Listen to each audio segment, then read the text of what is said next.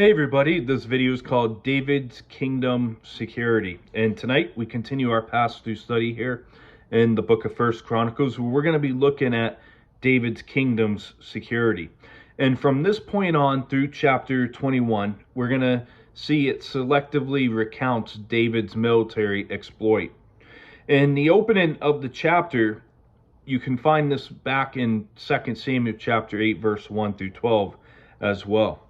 But to kick this off here, in verse 1, chapter 18, it says, "After this it came to pass that David attacked the Philistines, subdued them, and took Gath and its towns from the hands of the Philistines." So we see that the Philistines, when we think of Philistines, we often think of the giant in David, but the Philistines, they troubled Israel for centuries. And they often dominated Israel. And under David's reign, we see that he had power over them. David attacked the Philistines and subdued them. And the Philistines, they had taken territory from the past from God's people. And now under David's leadership, we see the tides turn. We see that David has taken land back away from them. And so verse 2, it says, "Then he defeated Moab, and the Moabites became David's servants and brought tribute."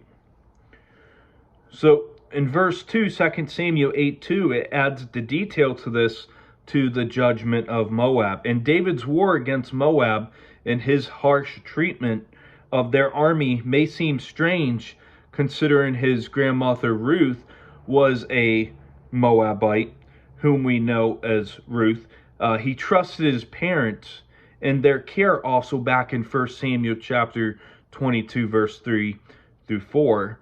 And it may be that the Moabites might have caused physical harm to his parents or killed his parents. So there might have been some, strong hate toward them. And God wanted Israel so blessed and strong that the other nations were taxed by Israel in recognition of their strength and dominance. In verse 3 through 8, it says, "And David defeated Hadadezer, king of Zobah, as far as Hamath, and he went to establish his power by the river Euphrates. David took from him 1,000 chariots, 7,000 horsemen, and 20,000 foot soldiers. Also David hamstrung all the chariot horses, except that he spared enough of them for 100 chariots. And when the Syrians of Damascus came to help Hadadezer, the king of Zobah, David killed 22,000 of the Syrians. Then David put garrisons in Syria of Damascus, and the Syrians became David's servants and brought tribute. So the Lord preserved David wherever he went. And David took the shields of gold that were on the servants of Hadadezer and brought them to Jerusalem. And also from Tebhath and from Chun, cities of Hadadezer, David brought a large amount of bronze, with which Solomon made the bronze sea, the pillars, and the articles of bronze." So we see the king of the Syrian kingdom, Zobah, he ran into David on his way to capture the territory to the Euphrates. And we see that David's dominance extended all the way to the Euphrates River. And the numbers in verse 4 are correct, whereas 2 Kings 8:4 says 700, which was also likely a result of a copyist error. And the PETA may seek to go after David if they existed back then, as he hamstrung all these chariot horses. And when David hamstrung these chariot horses, he wasn't doing it with the intent of animal cruelty and attention, but military necessity. And David could not care for so many horses while he was on a military campaign, and he could not give them back to the enemy. And the fact that David kept a small number showed remarkable self-control and trust in God. And David obeyed the principle found back in Deuteronomy 17, verse 15 and 16, and he absolutely refused to trust in horses as military weapons. And his trust was in God, and his trust was in God instead, as seen in Psalm 20 verse 7, Psalm 33 verse 16 through 17. And David took what was the glory of the enemy and he transformed it into the trophies of the power and the goodness of God. And David displayed these shields of gold, testifying of God's work in and through David. And the gathering of the bronze treasure to Jerusalem later was used in the building of the temple, showing the reason why the chronicler chose particular events of 2 Samuel to emphasize. And one needed security and money to build the temple. In these chapters, they show how David, though he couldn't build the temple himself, he obtained the security and the money necessary for his son to be the one to build the temple. And in verse 9 through 13 says, Now when Tu, king of Hamath, heard that David had defeated all the army of Hadadezer, king of Zobah, he sent Hadoram his son to King David to greet him and to bless him, because he had fought against Hadadezer and defeated him. For Hadadezer had been at war with Tu, and Hadoram brought with him all kinds of articles of gold, silver, and bronze. King David also dedicated these to the Lord, along with the silver and gold that he had brought from all these nations, from Edom, from Moab, and from the people of Ammon, and from the Philistines, and from Amalek. Moreover, Abishai, the son of Zeruiah, killed 18,000 Edomites in the valley of Salt. He also put garrisons in Edom, and all the Edomites became David's servants, and the Lord preserved David wherever he went. So we see in verses 9 through 13 here, neighboring nations saw the hand of God on David, and they brought him gifts and honor as tributes. And not every pagan nation surrounding Israel was hostile to them or the God of Israel. And when David received from these nations, he dedicated to the Lord, just as we saw back in the account given in 2 Samuel 8:12.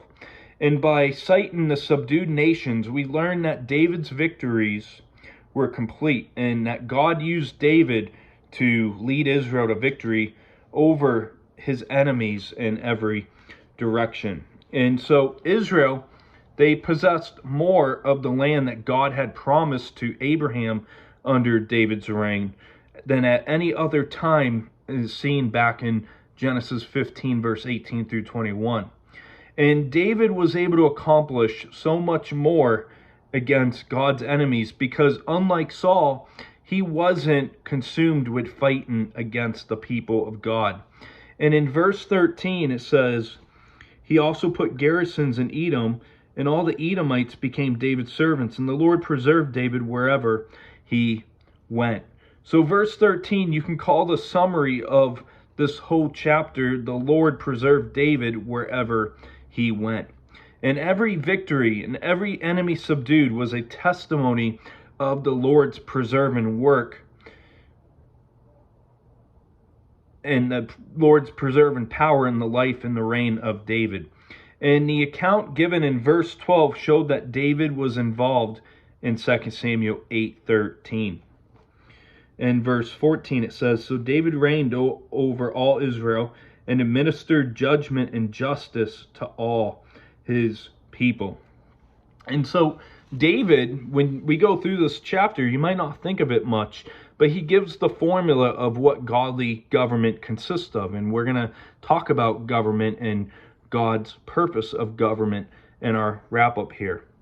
But the chronicler, he gives details that were found back in 2 Samuel 8:15 verse 18. And the reign of David was filled with victory and blessing and prosperity. You know, when Israel was obedient under the Mosaic law, there was blessings for an obedient Israel, and there was cursings or chastisement, punishment for a disobedient Israel.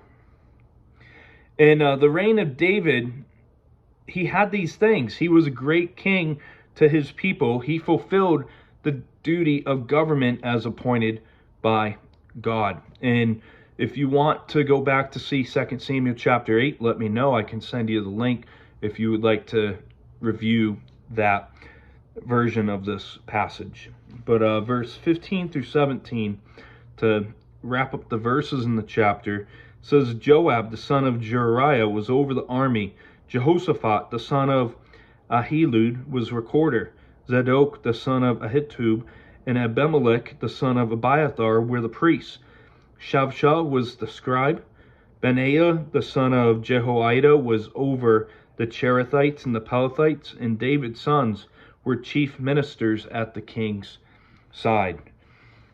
So the chapter ends up here with David being successful in the reign because he had the skill to assemble and to train and empower and maintain such a team. David was a great reflection of a leader. And one thing you must make note of with David is that he could not be a leader by himself. He was not like Saul, who ruled without order and organization. And these two priestly centers at this time was one at Gibeon and the other at Jerusalem. And at Gibeon, the priest was with the tabernacle of Moses and the altar of burnt offering. And the Jerusalem one was at the special tent David made for the Ark of the Covenant. And the Cherethites and the Pelethites were hired soldiers from Crete. So for a quick wrap up here for today, the chronicler, he goes over David's conquering the neighboring nations, starting with the Philistines. And the chronicler, he shows that David puts the Moabites under tribute. And the chronicler showed David conquering the Syrian alliance. And the chronicler, he goes on to display the glory and security of David's kingdom. And the chronicler moves into the administration of David by giving a general description of what governing leadership looks like. And David's leadership was the reflection of the fundamental duty of government. And in the New Testament, we get a passage that tells us the role of government in the Apostle Paul in Romans 13. And so Romans 13, verse 1 through 7, I know these passages make some people uncomfortable, but it says, "Let every soul be subject to governing authorities, for there is no authority except from God, and the authorities that exist are appointed by God."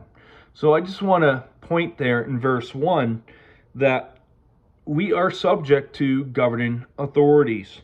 And there is no authority except from God. So when you look at your nation, and if they're under wicked rulers or wicked leadership, know that God has still appointed them in their place. And, you know, I like what John Calvin said back hundreds of years ago. When God wants to judge a nation, he gives them wicked rulers. And we saw that through the kings of Israel.